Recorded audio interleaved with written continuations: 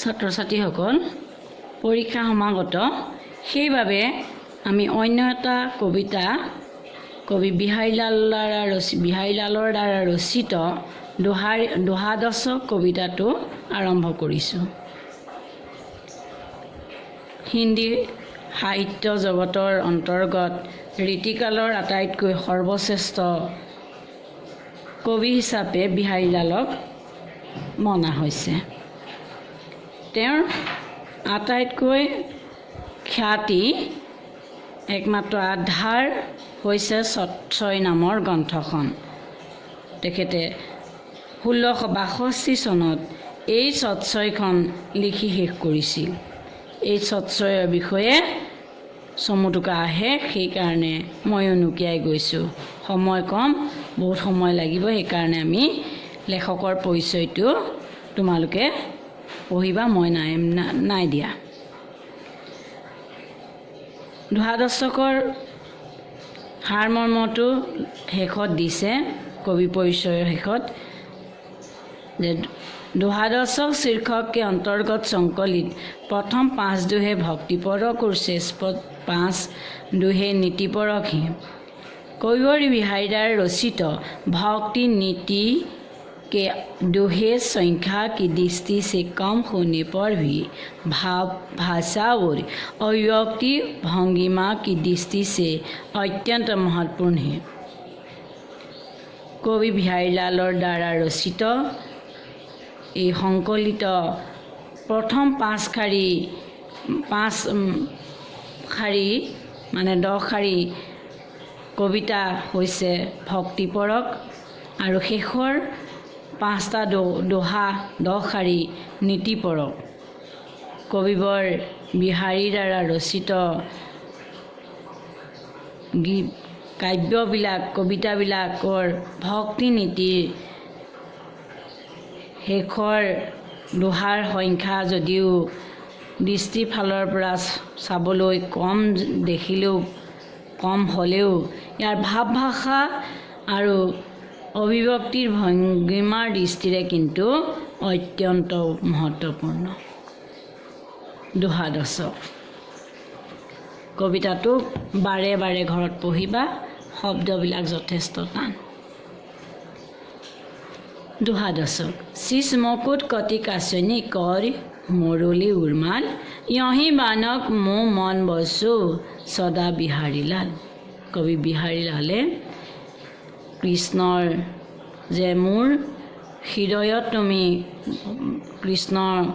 শ্ৰীকৃষ্ণৰ কথা কৈছে, মোৰ হৃদয়ত তুমি এই ৰূপেৰে বাস কৰা, মূৰত ময়ূৰৰ পাখিৰে, কঁকালত পীতবস্ত্ৰৰ ধুতিৰে সৈতে আৰু হাতত মুৰুলীৰে সৈতে, উৰ্বা হৃদয়ত কণ্ঠত বনফুলৰ মালাৰে সৈতে তুমি মোৰ হৃদয়ত সদায় বাস কৰা। কয়ো কৰিক সংগ্ৰহ কুইল লাখ হাজাৰ, মোৰ সম্পত্তি যদুপতি সদা বিপত্তি বিদাৰণ হাৰ।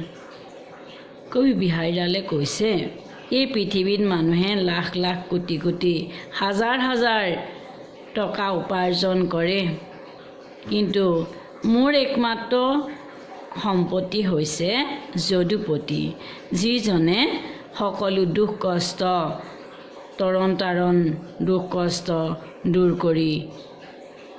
কৰে। या अनुरागी सीट की गति समझे नहीं कोई, ज्यों ज्यों बोरे श्याम रंग त्यों त्यों उज्जवल हुए। कवि बिहारीलाले আকৌ কৈছে যে কৃষ্ণৰ অনুৰাগী চিত্তত যা হৃদয়ত, যি হৃদয় বা অন্তৰত কৃষ্ণৰ প্ৰতি মোৰ যি ভক্তি ভাৱ আছে, সেইখিনি মইহে জানো, যে অন্য কোনেও বুজি নাপায় তাৰ কথা। যেনেকৈ আবেলিৰ সূৰ্যৰ কিৰণ বেলি মাৰ যোৱাৰ সময়ত বেছি উজ্জ্বল হৈ পৰে, তেনেকৈ অনুৰাগী চিত কৃষ্ণৰ প্ৰতি মোৰ অনুৰাগী চিত সদায় বাঢ়িহে গৈছে কেতিয়াও মোৰ অনুৰাগী চিত কমা নাই। জব মালা চাপে তিলক চৰে নৈকো কামো মন কাঁচি নাচে বিঠা চাঁচে ৰাচে নাম ৰাম। কবি আকৌ কৈছে কেৱল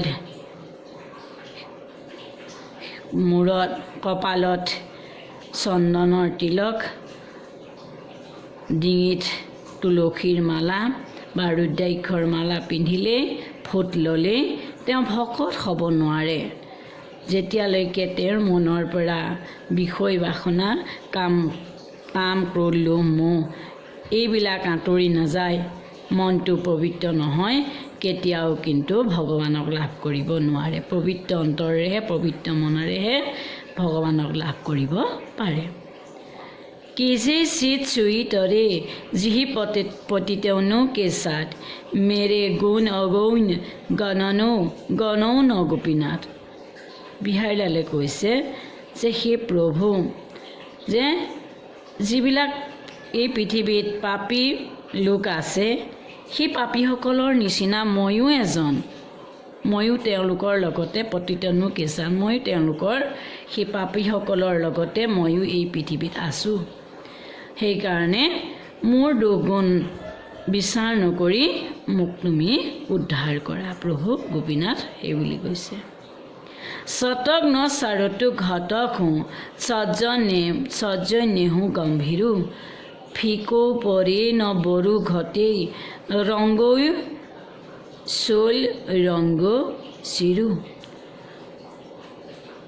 ইয়াৰ জৰিয়তে, এই পদ্য দুষাৰীৰ জৰিয়তে কৈছে যে সজ্জনসকলৰ গভীৰ স্নেহ কমিলেও, তেওঁলোক দুখীয়া দুৰ্বল হ'লেও কি হ'ল, কেতিয়াও তেওঁলোকে সৎকৰ্মৰ পৰা আঁতৰি নাথাকে।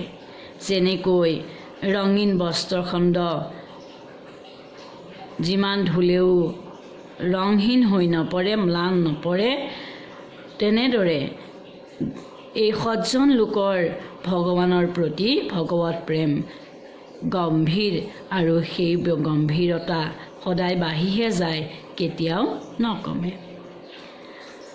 ন এ বিশ্বচিয়ে লক্ষী নৈ দুৰ্জন দুচহ শোভাই আতে পৰ প্ৰাণন হৰে কাঁতে লো লগি পায়। ইয়াৰ জৰিয়তে আমাক এইটো উপদেশ দিছে যে দুৰ্জন লোকসকলক, বেয়া লোকসকলক, অসৎ লোকসকলৰ কেতিয়াও বিশ্বাস নকৰিবা। সিহঁতৰ বেয়া অভ্যাস কেতিয়াও পৰিত্যাগ নকৰে। সুযোগ পালে তেওঁলোকে সদায় অপকৰ্ম বেয়া কৰিবলৈ চায়। যেনেকৈ কাঁইতে ভৰিত বিন্ধিলে ভৰিটোৱে দুখ পায়, ভৰিটোৰ বিষত দুখ পায়, তেনেদৰে এই দুৰ্জন লোকসকলক কেতিয়াও বিশ্বাস নল'বা। সিহঁতে চল পালেই, সুবিধা পালেই বেয়া কৰ্ম, অপকৰ্ম বেয়ালৈ লৈ যাব পাৰে। সেইকাৰণে এইবিলাকৰ পৰা সদায় আঁতৰত থাকিবা। দুৰ্জন লোকসকলক, বেয়া লোকসকলৰ পৰা আঁতৰত থাকিবা। কনক কনক তে সুগুণী মাদকতা অধিকাই উহি খাই বুঢ়াই জগু ইনহি পাই বুঢ়াই। কনক কনক, ইয়াত কনক দুবিধৰ কথা উল্লেখ কৰিছে। এবিধ হৈছে আমাৰ শিৱই ভাঙৰ লগত খোৱা কনক ধতুৰা, আৰু ইবিধ হৈছে সা সম্পত্তি, ধন সোণ, টকা পইচা, এইবিধকো কনক বুলি কয়। আৰু এইটোক উল্লেখ কৰিছে যে যেনেকৈ শিৱ বা ভাঙুৱাসকলে ধতুৰা খাই পাগল হয়, পাগলামী হয়, তেনেদৰে মানুহেও ধন ঐশ্বৰ্য, সোণ ধন পাবৰ কাৰণে মাদকতা বাঢ়ি যায়, লিপ্সা আকাংক্ষা বাঢ়ি যায়, কেতিয়াও নকমে, অসৎ কৰ্ম কৰিবলৈও আগবাঢ়ে। কিন্তু এই সকলোবিলাকৰ ওপৰত কি হ'ল, ভক্তিৰ মাদকতা আটাইতকৈ বেছি বুলি কবি বিহাৰীলালে উপদেশ দিছে। যে কনক ধতুৰা খালে মানুহ পাগল হয়, সোণ ধন লাভ কৰিবৰ কাৰণে মানুহ বেয়া পৰ্যায়লৈ যাব পাৰে ইয়াৰ কাৰণে। আৰু এইকাৰণে গোটেই জগতবাসী বলিয়া হৈছে, আকুল হৈছে, কিন্তু ভক্তিৰ মাদকতা এই সকলোবিলাকতকৈ ওপৰত শ্ৰেষ্ঠ বুলি কৈছে, আমাক উপদেশ দিছে। মিট ন নিত গলিত হে যো ধৰে ধন জুৰি, খায়ে খৰচে যো জোৰে তো জোৰেৰে কৰোৰি। ইয়াৰ দ্বাৰা আমাক উপদেশ দিছে যে আমি বন্ধু বান্ধৱসকলৰ দুখ কষ্ট দুৰ্দশাৰ সময়ত, অভাৱগ্ৰস্তৰ সময়ত আমি পাৰ্যমানে সহায় কৰিব লাগে। আমাৰ যিখিনি যদি খোৱাৰ বাবে, খোৱাৰ পাছত যিখিনি আমাৰ খোৱাৰ খৰচৰ নামত যিখিনি খৰচ হয়, তাৰ পাছত যিখিনি ৰাহি হয়, সেয়াকে আমি বেছি বুলি ভাবিব লাগে, অতি বুলি ভাবিব লাগে। তাৰমানে দুৰ্দশাগ্ৰস্ত লোকসকলক, হতাশাগ্ৰস্ত লোকসকলক, দুখীয়া লোকসকলক আমি পাৰ্যমানে সহায় কৰিব লাগে। ইয়াৰ পাছত যিখিনি আমাৰ খোৱাৰ পাছত ৰাহি হয়, সেইখিনিকে আমি সঞ্চয় হিচাপে কোটি বুলি ভাবিব লাগে। শেষত কৈছে, অচে ন বৰে নহি চকী লগৌ তৰৈ হেগেইন দিৰক সংগে ন নেকে নিখো ফাৰি নিহাৰিনি। যেনেকৈ আমি চকু ফালি চালেও সৰু বস্তুটোক ডাঙৰ নেদেখোঁ, আকৌ আকাশখনৰ যি বিশালতা, সেই বিশালতাক কোনেও সৰু কৰিব নোৱাৰে, তেনেদৰে আমিও কি হ'ল, ভগৱানৰ ওচৰতে সৰু ডাঙৰৰ উল্লেখ আছে। তেওঁ সেই সৰু ডাঙৰ নিৰ্ণয় কৰে। এই পৃথিৱীত কোনো সৰু ডাঙৰ নহয়। যেনেকৈ পৃথিৱীৰ বিশালতা, আকাশৰ বিশাল বিস্তৃততা কি হ'ল, যিমান সেইখিনি কেতিয়াও ঠেক কৰিব নোৱাৰি, কম কৰিব নোৱাৰি, পৰিসৰ কমাব নোৱাৰি। তেনেকৈ আমি চকুকেইটা বহলকৈ মেলিলেও আমি সৰু বস্তুটোক ডাঙৰ দেখিবলৈ নাপাওঁ, কিন্তু ভগৱানৰ ওচৰত আমি সকলো সমান, ইয়াত কোনো সৰু বৰ নাই। ভগৱানে সকলোকে সমানভাৱে লয়। কবিতাটো খুব পঢ়িবা, শব্দবিলাক যথেষ্ট টান, ব্ৰজ ভাষাৰ পৰা আনিছে কবি বিহাৰীলালে। আৰু প্ৰশ্নবিলাক কৰিবা, কৃষ্ণ মহিমাৰ প্ৰশ্নবিলাক কৰিবা, দেখুৱাবা। এই 9ৰ গ্ৰুপটো কেৱল এজনী ছোৱালীৰ বাবে কোনেও দেখুওৱা নাই, কিন্তু পৰীক্ষাত ইয়াৰ পৰিণাম হয়তো বেলেগ হ'ব। আজিলৈ ৰাখিছোঁ।